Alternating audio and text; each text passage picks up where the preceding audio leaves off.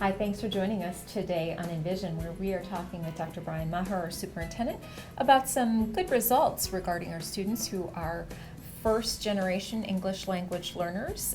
They come to us maybe not having any skill at all or just having some very limited English language skill. And what we require of them is full immersion into the English language program. So the WIDA test is a test that we use to determine where they stand, and there's been a board report recently about that.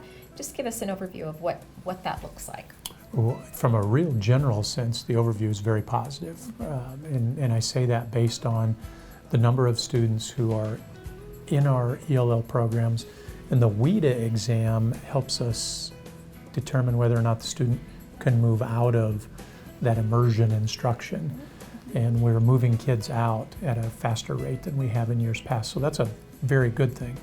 It doesn't mean that those students don't continue to need support, but maybe not to the degree that they were getting it over whatever period of time that they were in the program. So really good results. That's really good for our school district, terrific for our school buildings, and ultimately that'll be great for our community because we have kids who can function in our community in a couple of different languages now. Right, absolutely. Well, the intensity of the immersion program when they get here, it's really interesting to see a classroom at work, and people often say to us, well, there's so many different languages, how do you work with these children?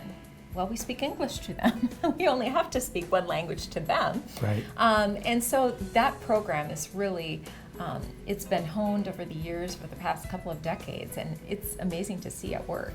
I think the biggest thing I would say is if you go in and you watch what's going on, the magic truly that's going on in those classrooms, I think what you would see is if your own child was a child who was in a situation where they didn't know the dominant language, would you want them taught like we're teaching them? And I can honestly say yes. I think we really take care of kids. And in doing so, as I said, we take care of our school district, but we take care of our community as well. Yeah.